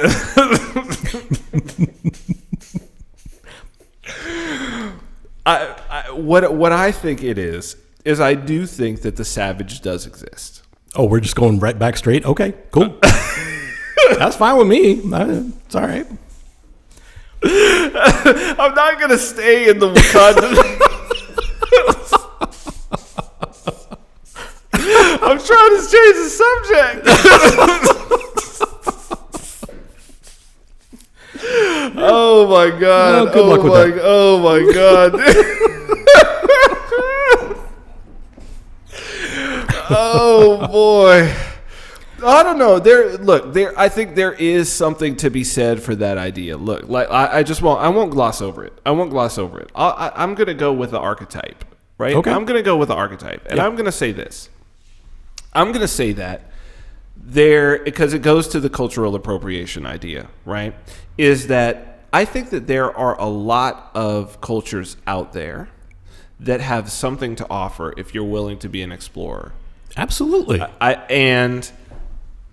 But they have nothing to offer to the cultures around them. There's not going to be a cultural integration, but they have much to offer to individuals who would choose to be explorers, if that makes sense. Sure. So, okay. Where are the explorers?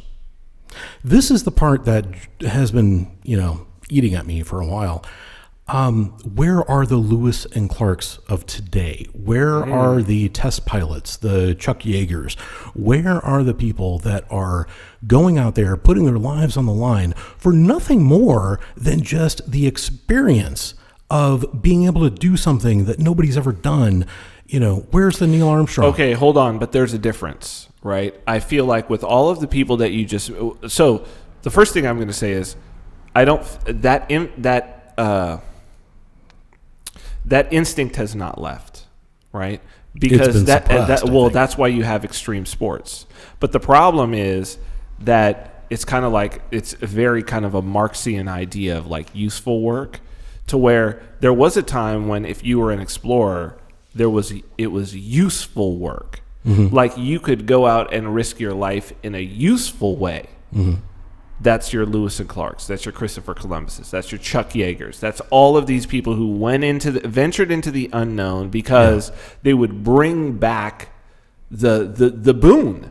Right. That's the hero's journey that they would venture into the unknown and they would bring back something of value. Right. But it's like when it's self-serving, which is what I think that kind of the extreme sport thing is. It is. Right? It's self-serving, that it's like, I'm going to go out, I'm going to get helicoptered in and drop into this mountain, right? Yeah. And I'm going to ski down, and somebody's going to film the whole thing, and then I'm going to stick it on YouTube. Yeah. Yep. Where's the boon? There's no boon. There's not at all. What, you entertain the people for 5 minutes? Yeah. Big deal. That's all you did. Yeah. You got 1 million views, and then next week, nobody cares. They're on to the next 1 million views. Yeah. Go walk up to the fence at Area 51. Right. Go check out HARP. Go to the frickin' South Pole and tell us what the hell's going on there. Do something that is actually valuable.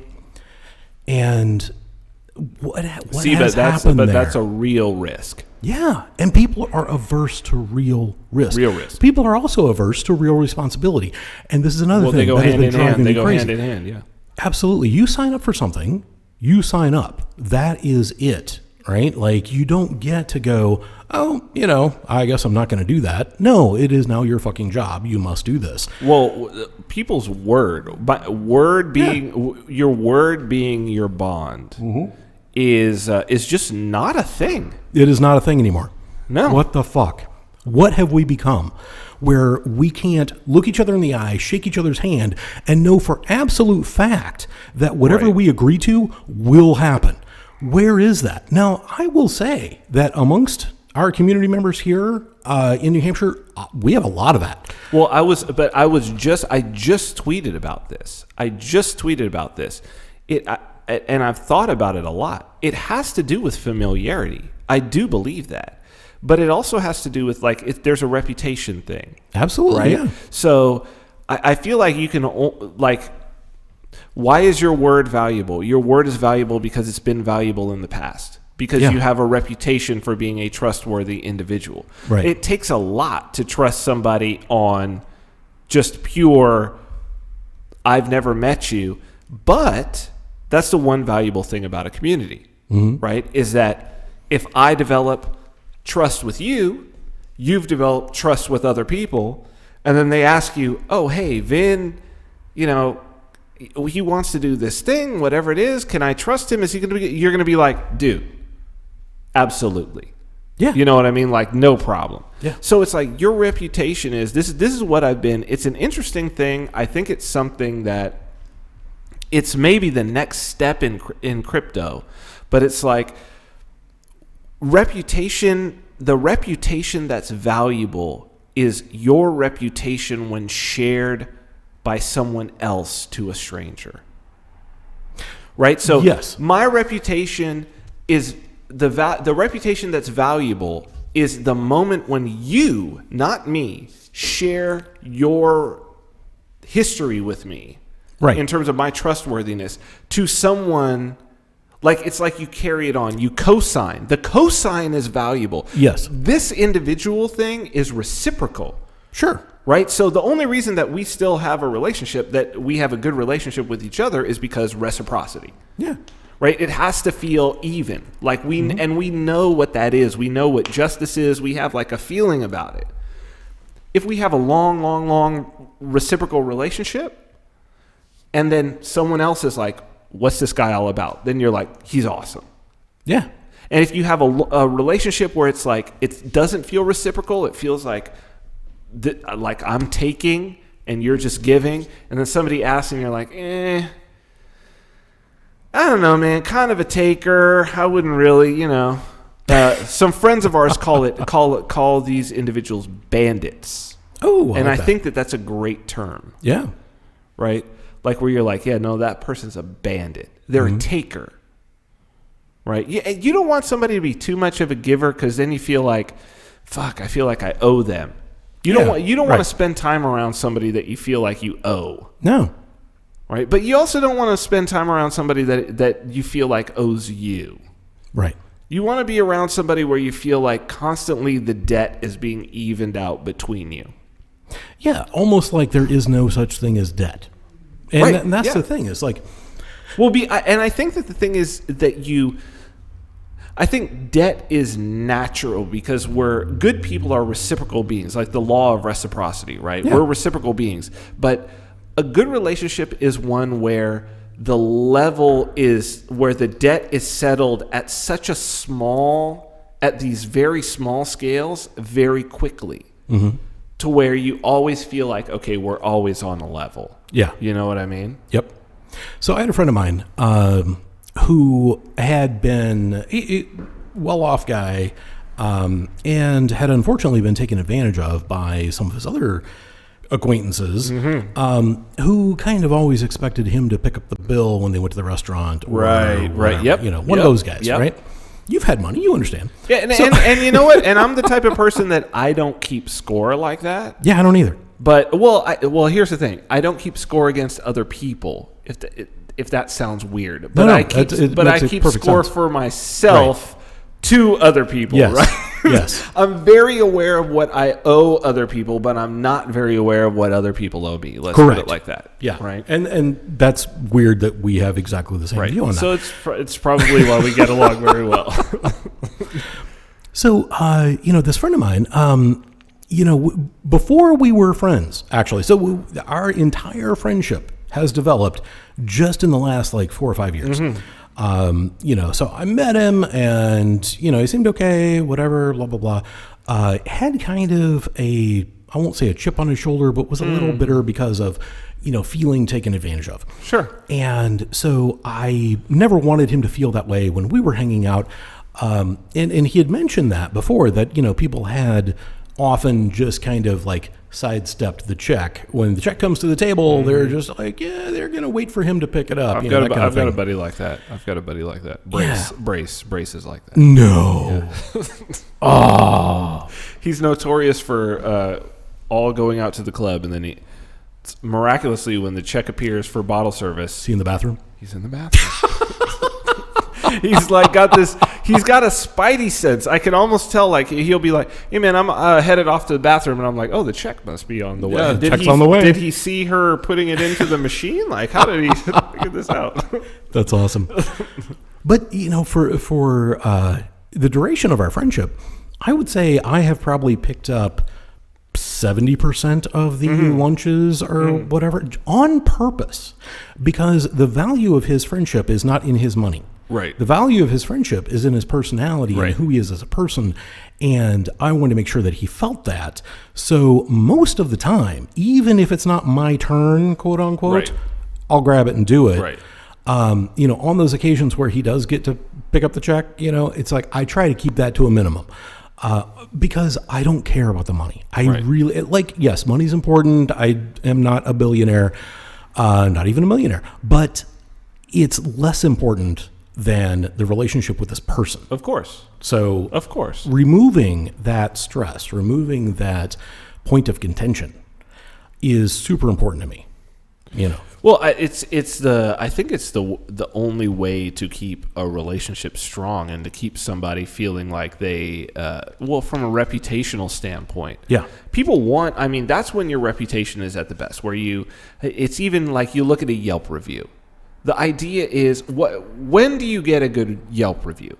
You get a good Yelp review when the person, what it was that they paid for, and what it was that they expected if they showed up at this spot, they got maybe a little extra. Right? You don't, because in some ways, you almost don't want to show up, because you put yourself out of business if you're the type of business that it's man, I showed up and I got all this for, you almost don't want that review. Where it's I got all this for $5. You almost don't want that getting out, because then somebody shows up and their expectations are at a certain place. It's all about managing expectations. This is Managing expectations. Customer Service 101. If anybody out there works in customer service, set expectations low. Yeah, right? and then beat those expectations every time. Yes. Yeah. And so it's that's what you want to be. Like, you want to have and that's why I think that reciprocity level, keeping it very even, right? Keeping it as even as possible, and then just always striving to be like just one step ahead. That's good. That's good, because then the reciprocity of somebody asks for the cosign and you're like, I totally cosign this individual. Yeah. Very good person. Absolutely. And it's not neither a borrower or a lender B. It's just like keep the flow circulating. And it's not just about money. It's about energy. Yeah, it's about everything. Literally everything. Yeah. You know. So the energy, right? Like, a lot of times we'll switch off on, who's bringing the wine. If we don't have a particular wine sponsor for a show, one of us will pick up wine. We switch off on that. But it's like we both put in a significant amount of effort to be here and do this because the relationship is valuable. Exactly. And it's like we're both willing to pay the price to have this time together, and we share it with all of you. We do. But it's really selfish because we just want to hang out and talk. Well, but I mean, that's how this whole thing started, was that it seemed, it was because it seemed selfish we have the technology. We have the technology. We can rebuild him. Because it's out there, there's no reason to, if you have something of value. And again, it's because, what is it because? It's because reciprocity. Yeah. It's because reciprocity, because we know that you will go and become wine sponsors to drink with us. You can do that at vinarmani.com/wine.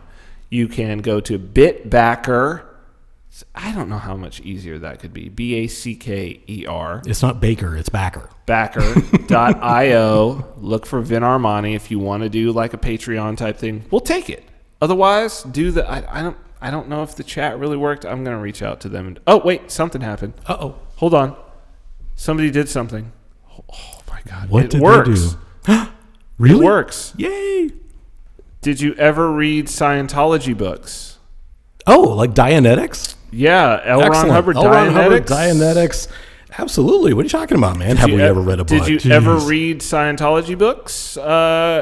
Thanks and love the show, guys. That is from, does it say? Anonymous. Oh, crap. 4chan. Somebody checked for fucking 4chan. Thanks. Did I ever read Scientology books?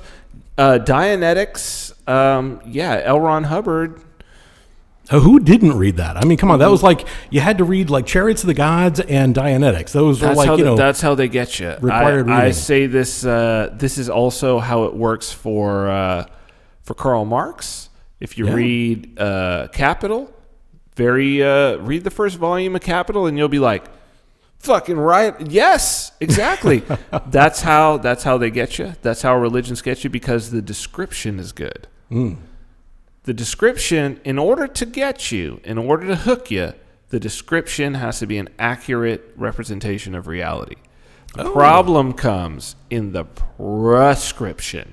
Oh. See, that's with every politician too. Absolutely. They're given a description. Yeah. They're going to tell you what's wrong. I'm going to build a wall. Well, they'll tell you what's wrong, right? Yeah. And you agree with what's wrong. Yeah. And then they tell you what the solution is. Mm-hmm. Now, the solution is almost always not a solution. Right. Because, as Thomas Sowell says, in economics, there are no solutions. There are only trade-offs. Ah, yes. They're presenting you with a trade-off and telling you, hypnotizing you to believe that it's a solution, but it's not. Hypnotized. Nice. So, but in terms of trade-offs and solutions, you also, because we're almost ready to go, you had something to give the people. I do. And, I'm thinking we might want to talk about this next time. You want to do it next time? Tell me what you want to do. Okay, so I do want to do this giveaway. It is going to be phenomenal for the new year. Okay. I am starting... And I'm going to put this document in the show notes, guys. This will be there at least by tomorrow. So. Yes, it is a 4-page PDF that actually has the first page is just a listing of like all of my struggles with weight over the years and all of the solutions that I've tried to implement. And then the following 3 pages are where I landed. And don't look at this as medical advice. It's not. It is just what I discovered about myself. And that is the secret, is knowing yourself, knowing what your body does in certain situations when exposed to certain things. And this is what worked for me. And this is what is going to work for me, for the rest of the year. I just weighed in, and I'm going to put it out there right now that a little over a year ago, I was 235 pounds. Okay. Felt awesome. A few days ago, I was 294 pounds. Oh, wow. 60-pound gain in less than a year because I'm awesome at storing energy. My body is super efficient at processing all of the food that I put into it and storing it away for future use. Okay, so what is the plan? So the plan is that it's 4 pillars, basically. Okay, so there's a diet plan, which is the ketogenic diet. All the details are in here. There's a food list in here and everything. Exercise, stress management through meditation. And the 4th thing is getting enough sleep. You have to get enough sleep. You have to get 8 hours of sleep. Dude, that is so important. People have no idea how important that is. And maybe your number isn't exactly 8 hours. Maybe it's 9 hours. Maybe it's 7 hours. Maybe whatever it's it is. 10. Maybe it's 10. But figure it out. And take your ass to sleep. You know what I mean? Take your ass, a little melatonin, get to sleep. Get to sleep. But the whole point of the document is this is the result of my 30-plus years of research in the nutrition and diet industry. I have tried them all. It's all in here. Take a look at it. Use this as a starting point for your own journey. And New Year's resolutions. This is a New Year's resolution. This is the resolution. For me, it's more about like loving myself and getting to know myself and understanding like, hey, you know what? I don't need to do all these 50 different things. I can just do my one thing that I know works. Hedgehog concept is what we call that. The hedgehog concept. Yeah, the fox does many things, but the hedgehog knows one thing, but he knows it very, very well. Roll up in a ball, fox can't get him. I'm all about the hedgehog. I'm all about the hedgehog concept. It's like people would ask me when I was in my most ripped. They'd be like, "What is it what are you eating?" And I'd be like, "Chicken breast and vegetables." Yeah. And they'd say same thing every day. And they'd say, "No, okay, but like what else? Like what's the?" And I was like, "No. Chicken breast and vegetables." Yeah. Like that's it. And that works for your body. That's the hedgehog concept. Yeah. That was my hedgehog concept and for the years. point of I don't think it's that anymore. That was in my 20s. But the point of this here is to figure out what works for you. Yes, exactly. Like, what works for me is keto. I am 100% about the keto. I feel awesome when I'm on it. This is just a starting point. Do your own research, figure it out for yourself. Get your hedgehog concept. Define your hedgehog. I like that. We're coming to the end. We're coming to the end of the show. Thank you guys. We had one person pop in on Bitbacker, $10 in Bitcoin Cash. Wow. Glad that they used the Bitcoin Cash. That's awesome. That's super awesome. Thank you for that. And okay, so we will be back. Will we be back next Friday? Yes, we're doing next Friday. And I think that I like the idea of, I've got a lot of pop-ups happening over here. I don't know how I have pop-ups over here. No, I like the idea of maybe talking about maybe the resolution thing. Let's do some fitness stuff. Talking about some hedgehog concepts for fitness. People try to drag those things out. Let's talk about getting old. Let's talk about it. Let's do it. Really? What? Yeah. Well, I hear buzzing. Yeah, we're getting buzzing. I don't know if that's just me or whatnot. That's probably That's probably a cable getting. That's a cable getting old. The mothership is landing. The mothership is landing. Okay, so we're gonna take off. Thank you guys for tuning in. We will see you again next week on Vin and Dave's Destination Unknown.